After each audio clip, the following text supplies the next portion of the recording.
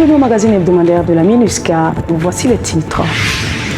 Un bâtiment réhabilité et des équipements informatiques ont été remis le 20 juillet à la brigade de la gendarmerie de PK12 à Bangui. C'est un projet financé entièrement par la MINUSCA.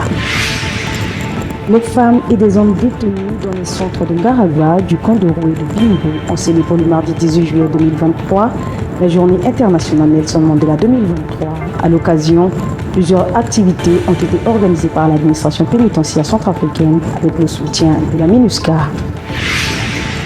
La chambre d'appel de la Cour pénale spéciale a rendu public le 20 juillet 2023 son arrêt de l'affaire procureur spécial contre Issa Saleh Adoum, Ousmane Yaouba et Mahamad Tahir, accusés de crimes contre l'humanité et de crimes de guerre commis à Lemuna et Kondili, dans le nord-ouest du pays. Bonsoir.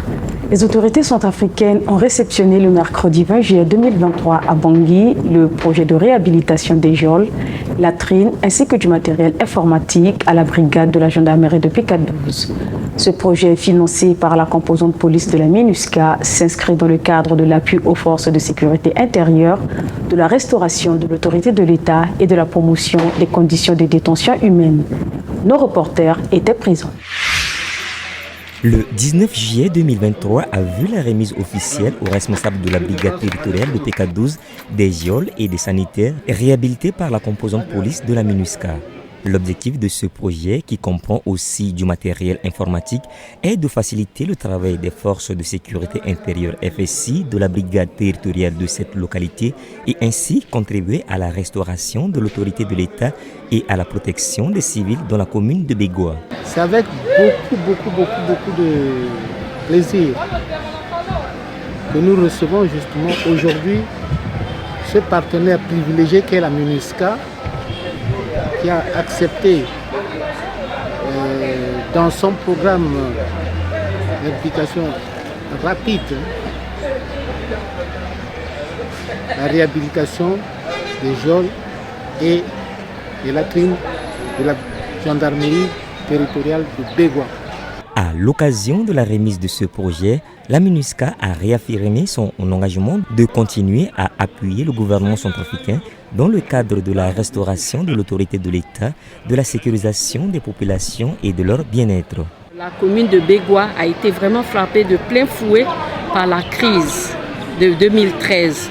Donc après cette crise-là, la MINUSCA s'est inscrite dans une dynamique d'aider les populations de Bégoua pour la restauration de l'autorité de l'État. C'est dans ce cadre-là qu'après leur sollicitation, notamment de la mairie, nous sommes venus pour les appuyer dans ce sens-là. Le projet consiste en la construction d'une geôle pour femmes et de sanitaires. Il a aussi réhabilité des geôles pour hommes dotés de l'installation en électricité. La brigade a aussi bénéficié d'un don de matériels informatiques composé d'un ordinateur, d'un régulateur de tension, d'une imprimante, de tables-bancs et tables de bureau et de chaises pour la salle informatique.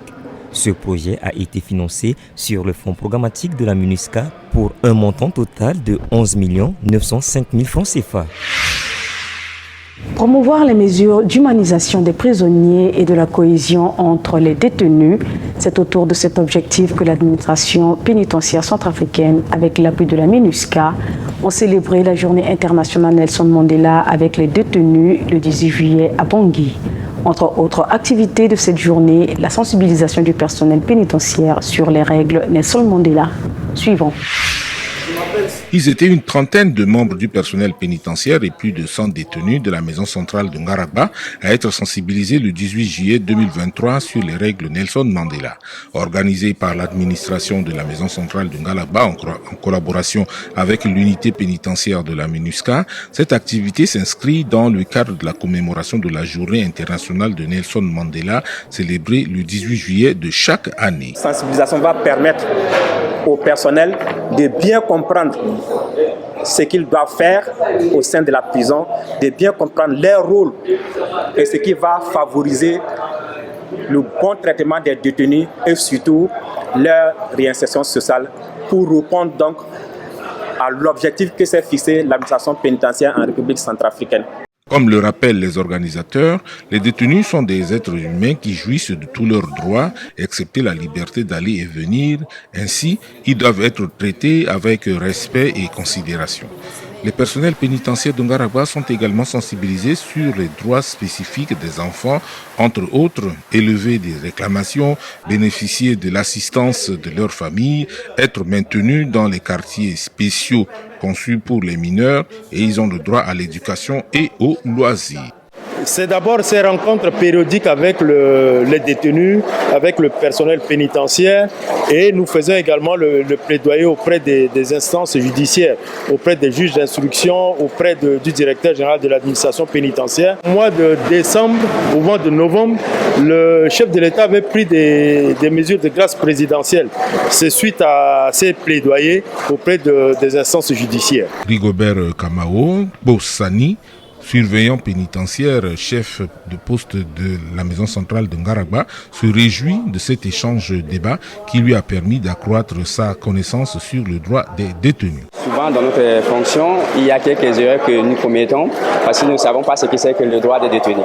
Alors aujourd'hui, nous comprenons que vraiment ce sont des personnes qui sont privées de leur liberté et ils ont droit à la liberté, ils ont droit à la communication, droit à la vie, droit à l'intégrité physique et morale. La journée internationale Nelson Mandela a été proclamée en novembre 2009 sur une résolution de l'Assemblée générale des Nations unies. Cette journée est célébrée cette année sous le thème « Pour une meilleure vie sans criminalité à la fin de l'incarcération ».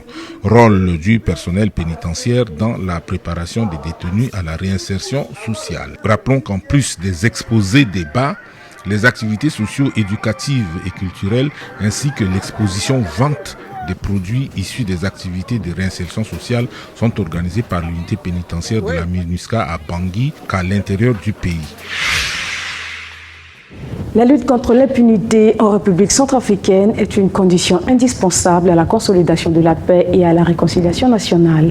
Les auteurs et co-auteurs des crimes de guerre et crimes contre l'humanité commis en RCA entre 2013 et 2014 doivent répondre de leurs actes devant la justice.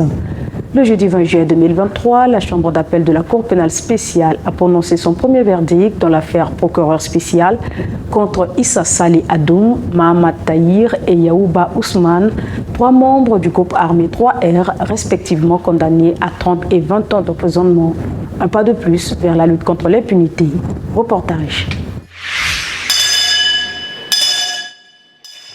La Chambre d'appel de la Cour pénale spéciale a rendu public le 20 juillet 2023 à Bangui son arrêt dans l'affaire procureur spécial contre Issa Saleh Adoum, Ousmane Yaouba et Mahamad Tahir, accusés de crimes contre l'humanité et crimes de guerre commis à Lemouna et Koundjili. Ces auteurs et co-auteurs étaient à l'origine du massacre du 21 mai 2019 à Lemouna et Koundjili dans la préfecture de Limpende, chef-lieu Pawa, occasionnant la mort de plusieurs civils. Les juges de la Cour pénale spéciale, par la voix de son président, Barthélémy Yamba, a déclaré les 3 accusés, tous membres du groupe Retour, Réclamation et Réhabilitation 3R, coupables de crimes de guerre et crimes contre l'humanité. Au nom du peuple centrafricain,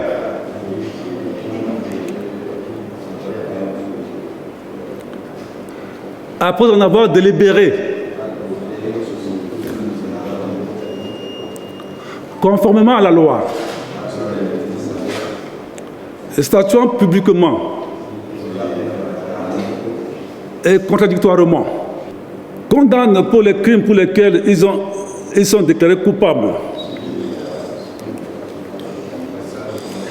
Issa Saleh Adoum Ayas Bozézé à la peine d'emprisonnement pour une durée de 30 ans.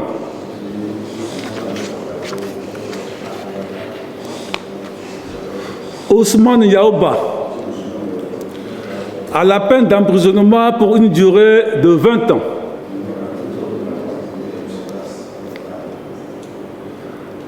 Mahamad Tahir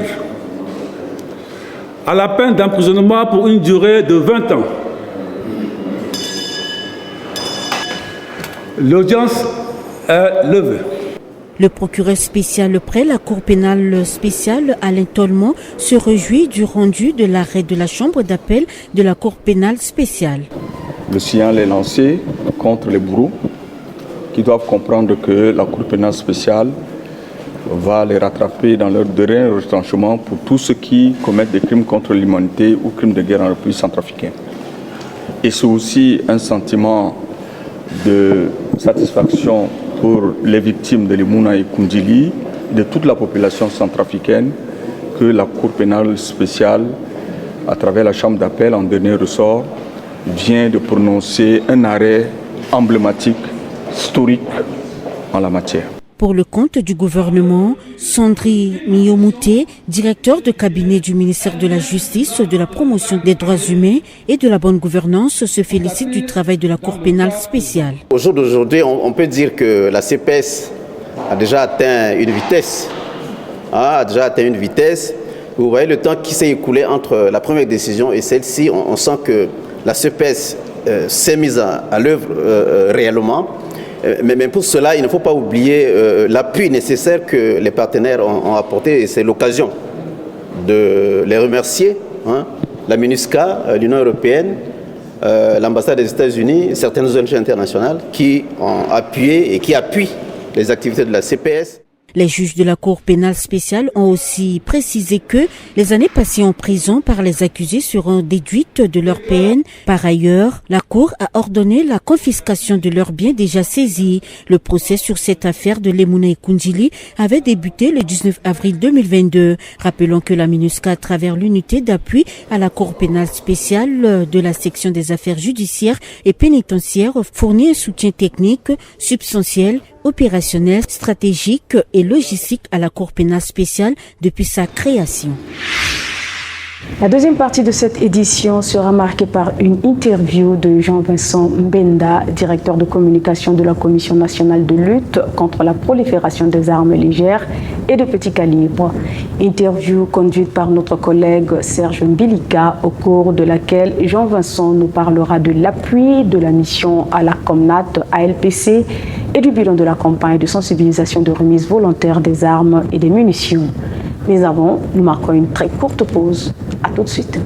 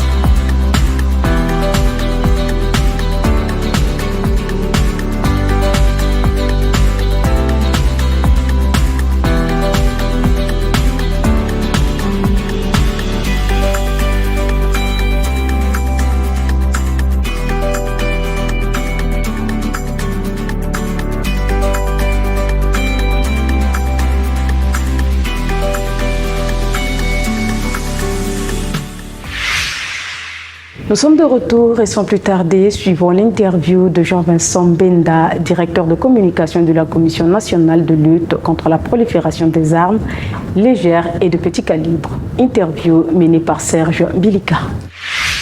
Bonjour, monsieur Jean-Vincent Mbenda. Bonjour. Vous êtes le directeur de communication de la Commission nationale de lutte contre la prolifération des armes légères et de petit calibre. En quelle année votre institution a-t-elle été créée et dites-nous quels sont ses objectifs? La Commission nationale de lutte contre la prolifération des armes légères et de petit calibre, en abrégé Comnat ALPC, est une nouvelle institution de la République. Elle est née le 14 février 2017, créée par décret présidentiel 17.069 et 17.070. Cette institution assez nouvelle a pour objectif d'aider le gouvernement à lutter efficacement contre la prolifération des armes légères et de petit calibre. Quel lien faites-vous entre l'unité nationale du programme de désarmement, démobilisation et réinsertion et la Commission nationale de lutte contre la prolifération des armes légères et de petit calibre? Le lien qui les unit, c'est le D, c'est-à-dire le désarmement. Tous les deux, c'est des grandes institutions de la République qui font du désarmement. Mais c'est tout simplement une question de cible. L'UNPDDR est une institution qui travaille autour des 14 groupes armés sur la base d'un accord politique. La commission est une structure qui travaille sur la base d'un texte de loi. La commission encourage la remise volontaire des armes et des munitions. Que réservez-vous à une personne, par exemple, qui restitue volontairement son arme ou ses munitions? Ce que fait la commission, c'est sur la base des textes de loi. La loi encourage la remise volontaire contre la sécurité et le développement. La Comnat ne finance pas, ne rétribue pas les déposants. La Comnat enregistre les déposants, leur donne un reçu comme prévu dans la loi à l'article 117 de la présente loi. Et donc il n'y a pas de rétribution, mais c'est une action citoyenne, c'est une action de mobilisation générale pour que la paix revienne effectivement dans nos communautés. Que faites-vous des armes et des munitions collectées? Il y a un code qui est appliqué à chaque arme.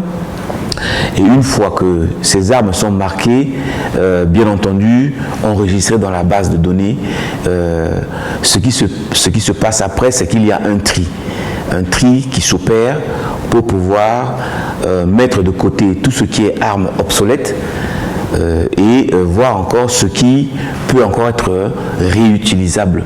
Mais la loi est claire. La loi, une fois que les armes sont collectées, les armes sont destinées à la destruction. Quel bilan faites-vous des campagnes de sensibilisation que vous avez organisées dans le cadre de la remise volontaire des armes et des munitions détenues illégalement par la population? Pour nous, la mission c'est de sauver des vies, c'est d'amener la paix, c'est d'amener la sécurité. Mais toutefois, ce que je peux vous dire, les résultats sont clairs. Aujourd'hui, la commission, même si c'est un résultat à mi-parcours, a déjà reçu plus de 2500 munitions, tout calibre confondu, que ce soit les armes, les munitions des armes de guerre ou des munitions de fabrication artisanale.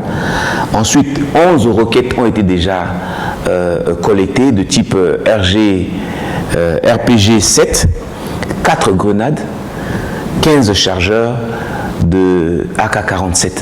Ça, c'est un résultat provisoire, mais ça prouve quoi? Ça prouve que la population centrafricaine a été réceptive face au message que la Commission a lancé depuis presque 2 ans. Que pensez-vous de l'appui de la MINUSCA dans le cadre de la mise en œuvre de vos activités? Chaque année, dans son cadre d'appui budgétaire, la section DDR met à la disposition de la Commission 100 000 $. Et ces 100 000 $ là permettent à la Commission de pouvoir développer un ensemble d'activités liées à la campagne de sensibilisation en lien avec le CVR, parce qu'il y a toujours un lien entre la remise volontaire des armes et munitions et la réduction des violences communautaires. Quels sont vos défis et les opportunités de la Commission? Aujourd'hui, avec la première stratégie qui a été mise en œuvre, qui était valable de 2019 à 2023, tire à son terme. Et maintenant, il est question de pouvoir maintenant mettre en place une nouvelle stratégie. Et donc, c'est un défi. La Comnat ici a besoin de l'appui de tous ses partenaires pour mettre très rapidement à disposition ces documents. Ce sont des documents qui vont aider la Commission à pouvoir mobiliser des ressources en plus de des documents de gouvernance, il y a tout le processus de la décentralisation. La Comnat ne peut pas seulement travailler dans la capitale, dans les villes aux alentours de Bangui, mais il faut maintenant décentraliser toutes les actions à l'intérieur du pays. Merci Jean-Vincent Benda. Je rappelle que vous êtes directeur de communication de la Commission nationale de lutte contre la prolifération des armes légères et de petit calibre. Merci. Cette édition est à présent terminée. Merci de nous avoir suivis. Je suis Ingrid Swimbo. Ce sera un réel plaisir de vous retrouver très bientôt.